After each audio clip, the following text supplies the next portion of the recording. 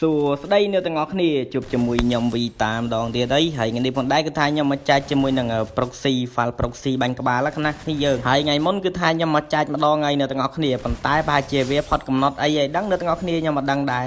តែឥឡូវខ្ញុំឃើញជនជាតិគេទៅលើកមកថ្មីខ្ញុំក៏ down យកមកចែកគ្នាយើងធ្វើវីដេអូចែកគ្នាយើងលេង free ចុះសម្រាប់របៀបដាក់វាគឺអត់មានអីពិបាកទេគ្នាយើងគឺថាដូចតាវីដេអូដែលខ្ញុំចេញកាលមុនដែលហ្នឹងគ្នាយើងតែបើនៅមកថ្មីអីអត់ចេះដាក់អាចមើលវីដេអូនេះដល់ចប់បាននៅទាំងអស់គ្នាសារតែវីដេអូបរៀនរបស់ខ្ញុំនៅចុងវីដេអូអញ្ចឹងណាខ្ញុំបញ្ជាក់គ្នាយើងអានេះ mode free ណាគ្នាយើងតិចយកទៅលេងអីជប់ ban អីថាឲ្យខ្ញុំអីព្រោះអាហ្នឹងជារបស់ free ទេនៅទាំងអស់គ្នាលេង ban មិន ban គឺខ្ញុំអត់ដឹងដែរព្រោះខ្ញុំដឹងត្រឹមថាហ្នឹងគឺជារបស់ free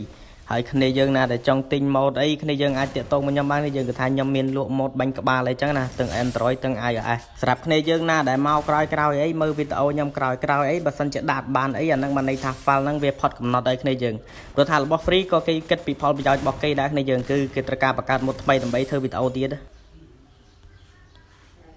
នេះគឺជារបៀបដាក់ mode អញ្ចឹងណាគ្នាយើងហើយដំបូងគ្នាយើងចុច link នៅក្នុង comment ខ្ញុំទៅនឹងឃើញ file នេះហើយនេះចុច down វាអញ្ចឹងមក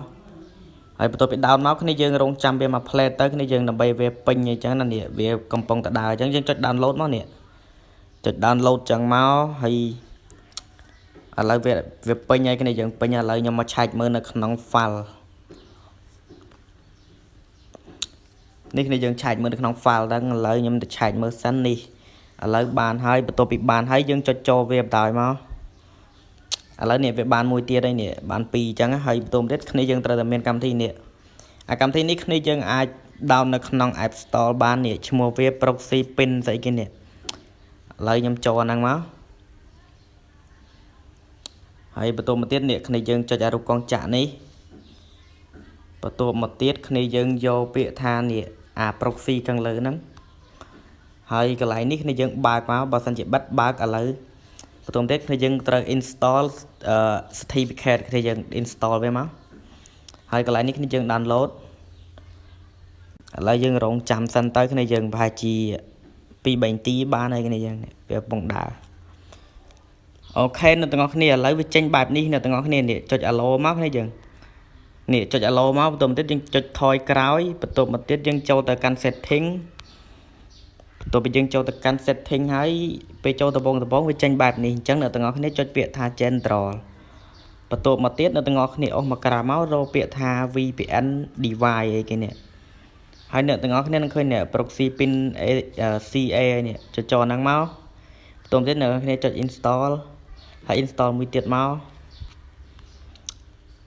ឥឡូវបន្ទាប់ពីវា verify ហើយអ្នកទាំងអស់គ្នាថយមួយហើយអ្នកទាំងអស់គ្នាអស់មកលើនឹងឃើញនេះ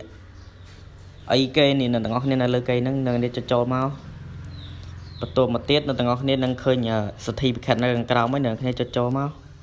ហើយកន្លែងនេះអ្នកទាំងអស់គ្នាបើកទៀតមកបន្ទាប់មកទៀតអ្នកទាំងអស់គ្នាទៅរកកម្មវិធីនេះមកដល់កន្លែងហ្នឹងហើយអ្នកទាំងអស់គ្នាយកកន្លែងនេះម្ដងនេះកន្លែងឯកសារនេះបន្ទាប់មកកន្លែងនេះអ្នកទាំងអស់គ្នាជ្រើសរើស script យើងដាក់ script មិញនេះយកកន្លែងនេះមកដើម្បី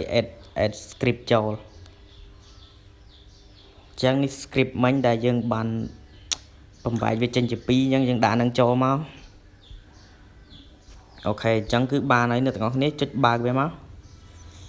បន្ទាប់មកទៀតវាដើរអ្នកទាំងអស់គ្នានេះវាដើរ VPN ហើយអ្នកទាំងអស់គ្នាចូលទៅកាន់ Pre-file នេះ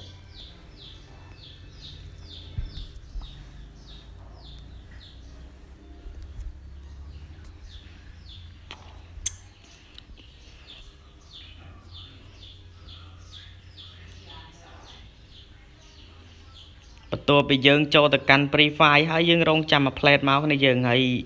មកដល់កន្លែងហ្នឹងគ្នាយើងត្រូវចេញទៅវិញគ្នាយើងត្រូវបិទVPN អ្នកទាំងអស់គ្នានេះ VPN ហ្នឹងអ្នកទាំងអស់គ្នាចុចបិទចឹងហើយអ្នកទាំងអស់គ្នាចូលហ្គេមអញ្ចឹងវីដេអូហ្នឹងមានប៉ុណ្ណឹងគ្នាយើងតែគ្នាយើងបិទហើយចូលហ្គេមគឺបាញ់ចូលក្បាលមក